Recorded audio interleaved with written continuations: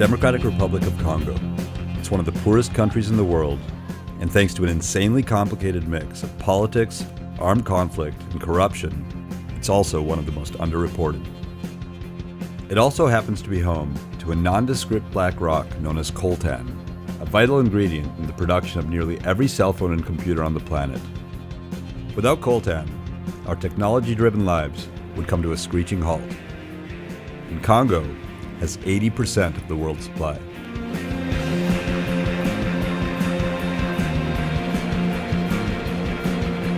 Congo also has cassiterite, gold, and a slew of other minerals that make the world go round.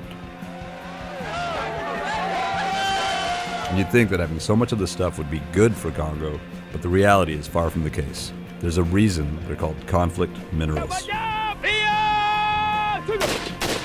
Since the mid-1990s, armed groups have used these minerals to fund a series of fantastically complicated and horrifically violent wars. We have to kill them. We have to kill them.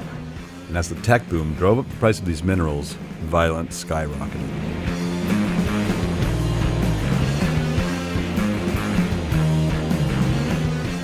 Slaves to technology that we are, we had to see for ourselves where these minerals were coming from and what these rebels were fighting for. So together with my cameraman Jake and producer Jason, we hopped on a plane and flew to Congo.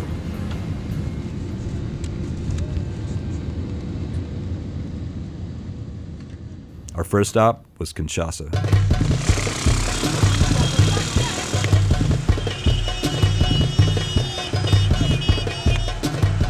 To say that Congo's natural resources have been more of a curse than a blessing would be an understatement.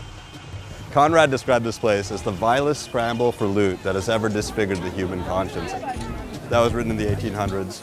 Right around the time that Belgian colonists were stripping the country of its rich supply of ivory and rubber, killing nearly half the population in the process. In the 1960s, it was the United States that was after Congo's cobalt for its Cold War fighter jets, leading to its support for a dictator who renamed the country Zaire and embezzled billions of dollars.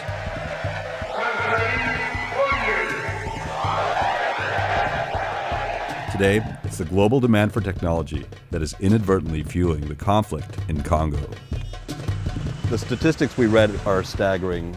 5 million people have died in the Congo because of this conflict since the mid-90s till about 2007.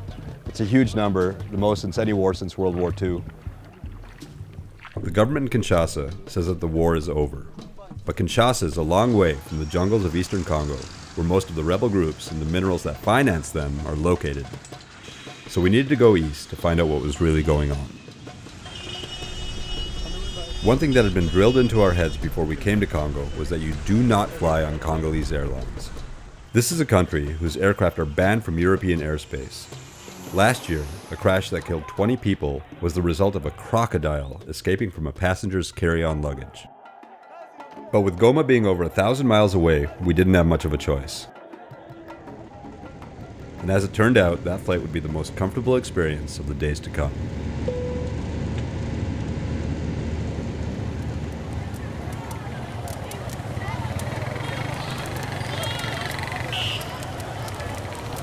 One thing we've noticed since we came here is that there are fires burning everywhere in Congo. I guess they're just burning their garbage. But it kind of feels apocalyptic at times. Watch out.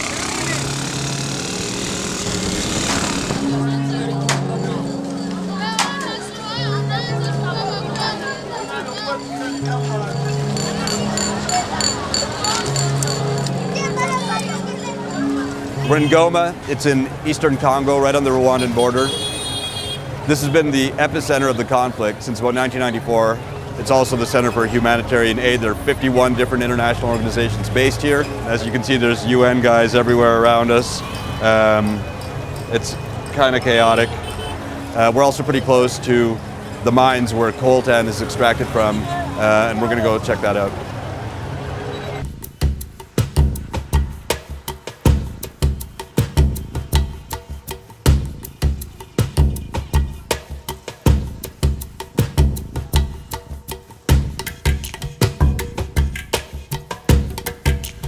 So we're going to visit the mines today, the Numbi mines. It's That's where they extract coltan from. And cassiterite and tourmaline and some other precious stones. This is Oreb. He's our new buddy. He's our new best friend. He knows everyone. He's a bit of a celebrity in these parts. Bonjour, je suis à Chimpi, une localité située à 10 km au nord de Matadi. He's got a TV show. What's your show called? Monisco Reality TV is the kind of Congo reality. Is it safe to say that you're a Congolese reality TV star?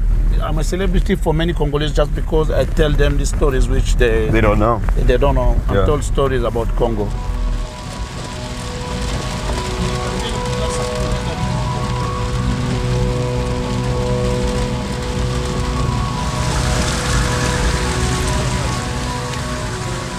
I've driven on a lot of, treacherous roads before, but this one seems to be the worst. They're still going up and up. Yeah. I saw vehicles which went down. Fall down the hill. Yeah, it's not a safe road. We figured that out. Despite the beauty of this place. Yeah, it's beautiful. Yeah.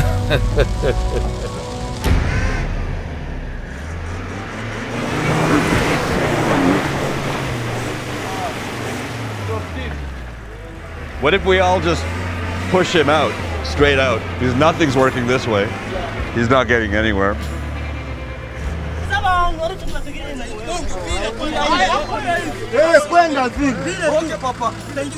So far. Like, where did all these people appear from? Like, we're in the middle of nowhere. I thought you were kidding when you said hiring local labor. They just conveniently had a shovel as well.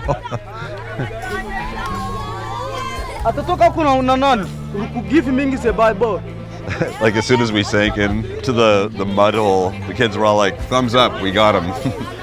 Now they're all here and they're gonna work till they get us out and they're gonna get paid.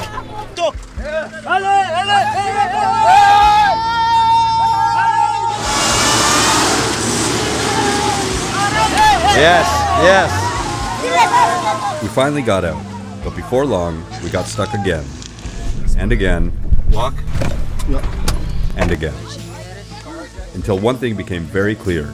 We were not making it back to Goma anytime soon. It looks like we're probably gonna end up sleeping at the mines tonight, which is a bit odd. Can't believe connecting two Land Cruisers with seatbelts. Oh, they're saying we have to hurry because it's going to rain again soon, and if we don't get past this patch of red earth, we're going to be stuck sleeping here.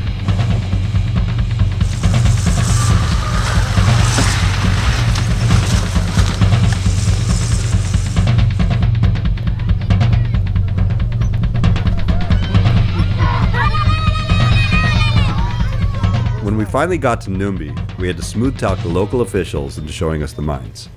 So these are all the powerful dudes of the town. Yet another negotiation. Bonjour, Suresh.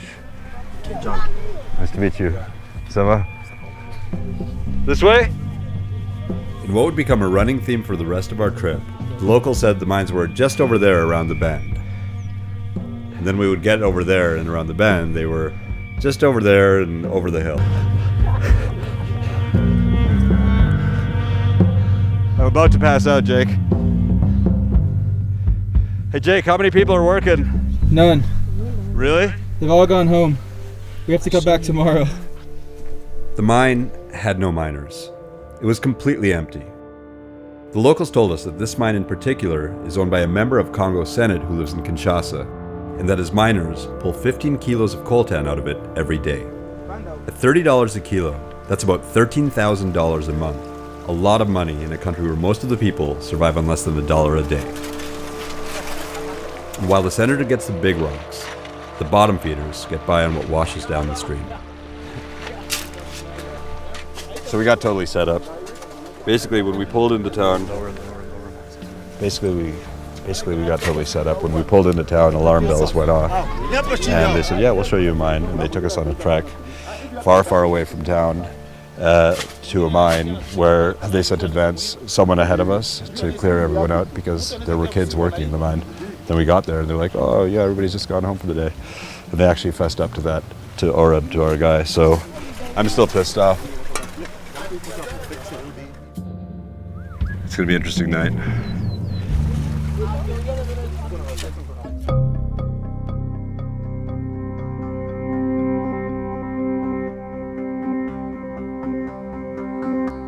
Probably about 5:30 in the morning here in the Numbi mining town. This is a town with no electricity, with no running water. We basically got stranded out here, which wasn't really part of the plan. They didn't take too kindly to us initially, but they were even worried about our safety because we're in South Kivu and they're not used to this kind of thing. A bunch of foreigners spending a night here. They gave us this little house to stay in. Then they offered us a couple soldiers to guard us all night long. You know, yesterday we experienced them trying to keep some secrets hidden. So today we have a plan. We're going to break free. We're going to go a couple kilometers and we're going to set up and wait for the miners to show up so we can really see how these mines operate. This is the main street of the Numbi mining town. It's very muddy today after raining all night. It reeks of urine. Here's my breakfast, along with 2 Advils and some kind of mega antibiotic cure-all. When anything goes wrong in Africa, you take that pill. Plugs up your ass, reduces fever. Well, so much for getting a head start on everyone.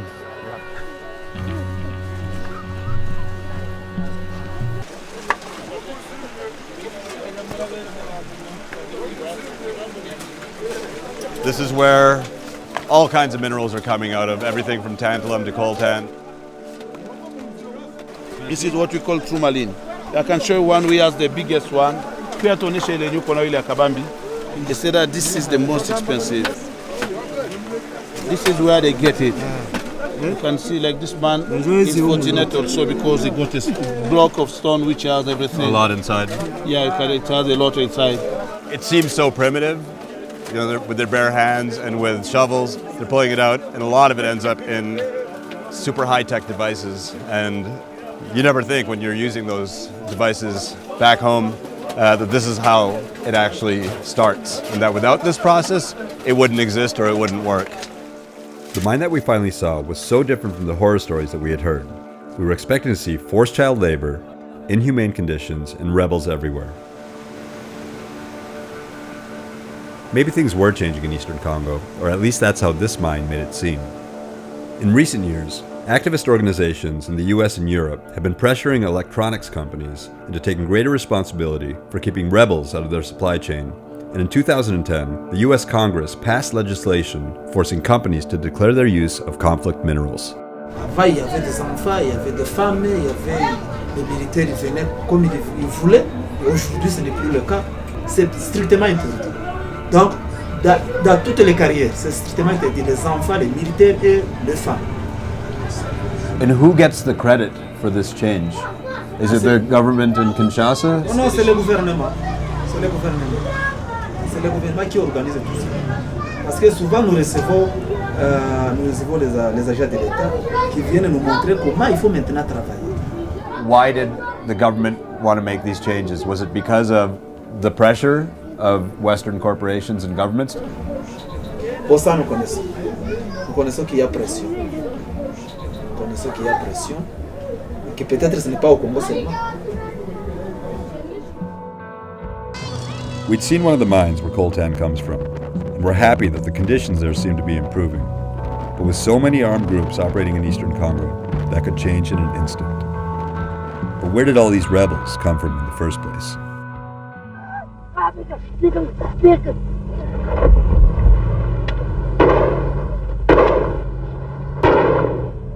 Most people know about the Rwandan genocide, Hutus killing Tutsis, but few understand how it led to a war in neighboring Congo. Here's a short version. Millions of Rwandan refugees streaming across the border. Among them, many of the Hutu soldiers involved in the genocide. Soldiers that the new Tutsi leadership in Rwanda wanted dead. Before long, eastern Congo became home to a litany of armed militias supported by foreign countries.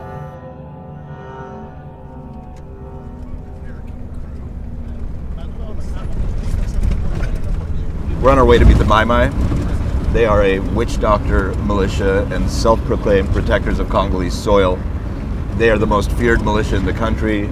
They It is believed they have special powers.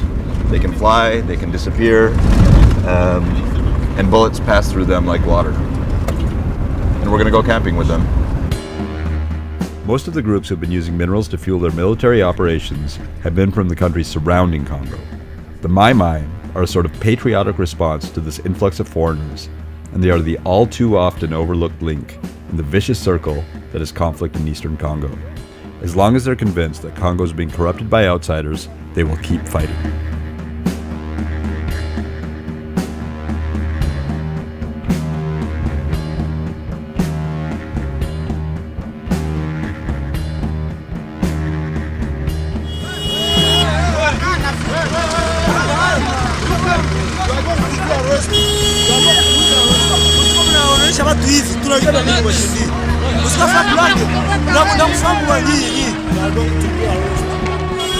So we left Goma 3 hours ago, and on our drive here, again, beautiful eastern Congo is stunning.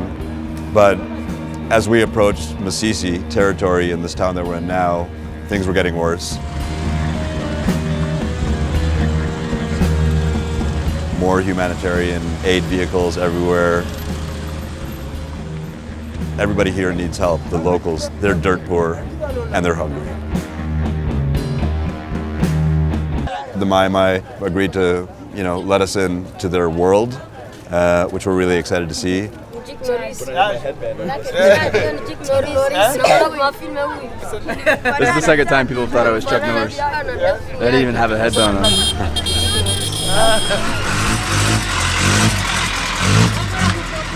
So what's happening? We're waiting for the motorcycles? We are still bargaining about the price because the motorcycle going to that area is not easy. It's something like going to a war zone. People here are saying that last time when they went there, they've been beaten by Mai Mai when they took some people there. Then they are asking also guarantee that if when they spend night there, if we shall ensure that nobody will beat them and nobody will traumatize them. The further we got from Masisi, the reality of the situation we were heading into began to sink in. The various rebel groups that still occupy much of the bush are packs of battle-hardened, murderous thugs, whose names have become synonymous with the word rape. La guerre, bon, on peut constater ici, nous sommes à Ville. Nous ici à Ville, nous pouvons dire que la guerre est terminée.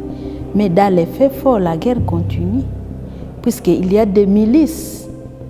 Chaque mois, nous enregistrons 500 à environ 700 cas mensuellement de cas de violence sexuelle, là où nous intervenons dans le Nord Kivu. And the most notorious rebel group operating in Congo today is the FDLR, a Hutu power group tied to the perpetrators of the Rwandan genocide. Là, le FDLR occupe une grande place dans la commission, disons, le fait de commettre de la violence sexuelle envers les femmes.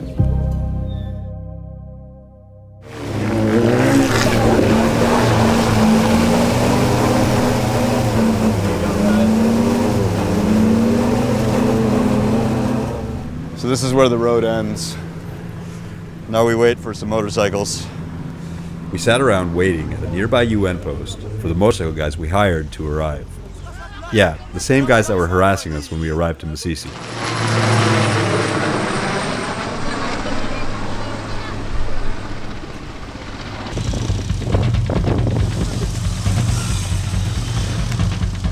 As we were riding deeper into the jungle, we got stopped by a bunch of young guys with guns. We'd been told that the Congolese military, the FARDC, were a little rough around the edges, but there was something about these guys that made us nervous. Hakuna shida, vinafikaka, wafanyie document. Leta niwafanyie. I want to write to them something so that they let us go. And that's when Horeb whispered to us that these guys were the dreaded Rwandan Hutu rebels, the FDLR. Basically, the last people in the world we wanted to run into. I knew that these people we met on the way, the Rwandans, and not Mai Mai, just because they are speaking Kinyarwanda, and this is what the Mai Mai don't do.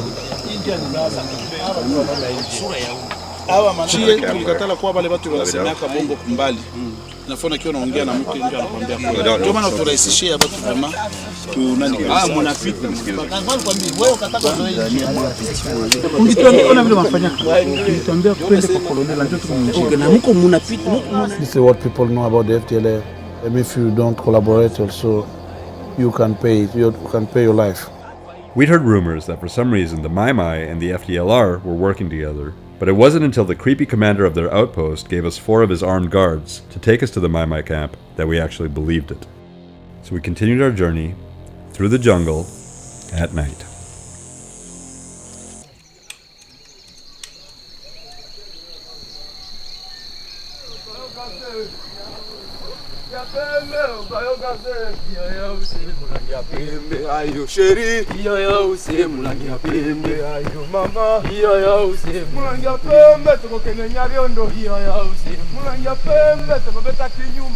We're in the Mai Mai camp right now. We are way off the grid, deep in the bush.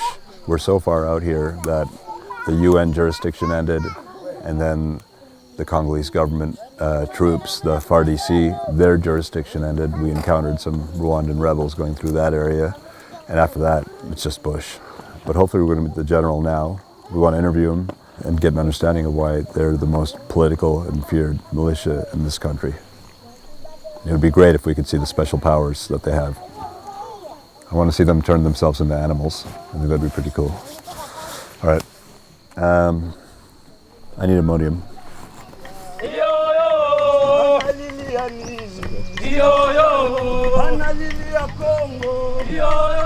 The term Mai Mai is shorthand for the wide assortment of local militias in eastern Congo. General Janvier is the leader of a group known as the Patriotic Alliance for a Free and Sovereign Congo, also known as the APCLS. The thing about rebel leaders is that much of their power lies in their mystique. They don't want to seem overeager to meet the press.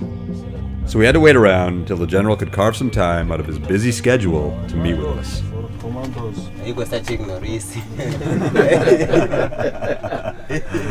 In the meantime, we hung out with some of his soldiers.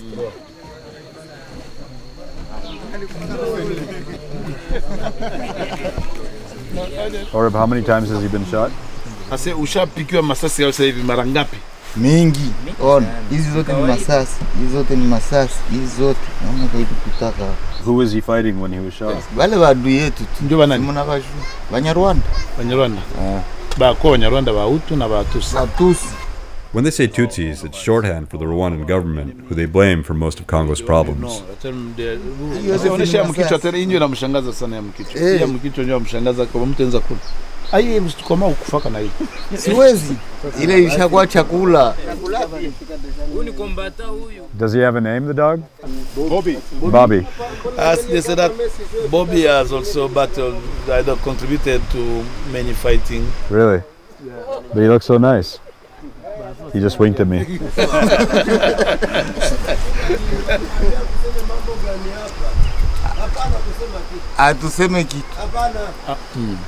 Just as our friend was ordered to stop speaking, we received word that the general was finally ready to see us. But in order to do so, we had to cross one of the sketchiest Lord of the Flies-esque bridges imaginable.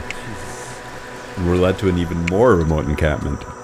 Then, after being surrounded by heavily armed guards and meeting the general's secretary, who meticulously transcribed our every word, the general finally granted us an audience.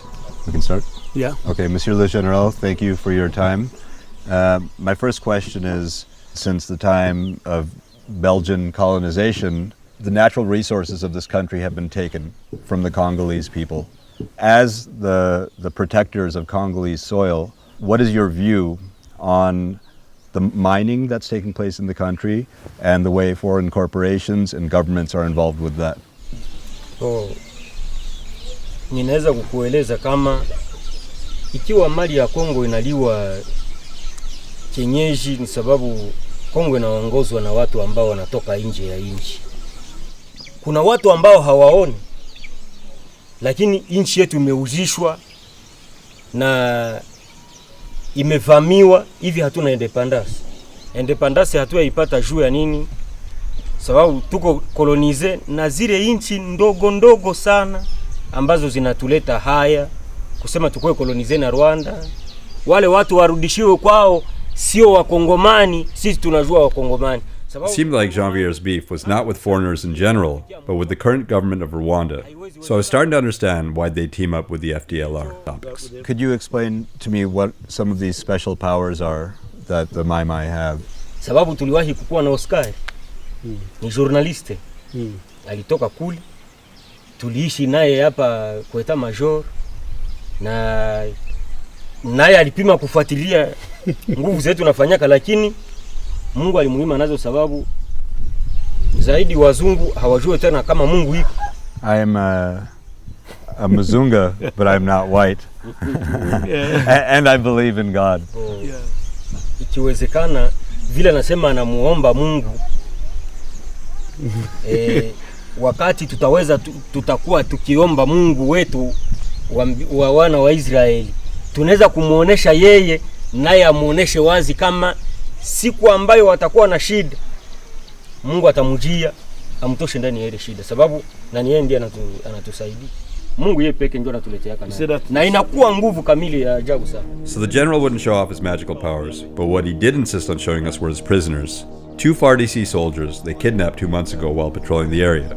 This was a remarkably weird, unsettling, and heart of darkness moment. It seems that they're pretty healthy and haven't been abused or beaten. So why are you being nice to them? Ni Wakongomani. Hatuwezi kuwazuru, ni Wakongomani. Okay. Yale ni jeshi ya Kongo ya kesho, hatuwezi kuwafanya lolote. After the general served up his propaganda, he fed us a nice hot meal of Congolese rice and beans. On our trek back, we managed to piss off the creepy FDLR commander.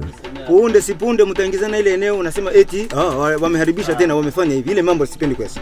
Got extorted by our motorcycle guys. What happened? Oh, they're holding out for like a whole lot more money. The UN guys are getting involved.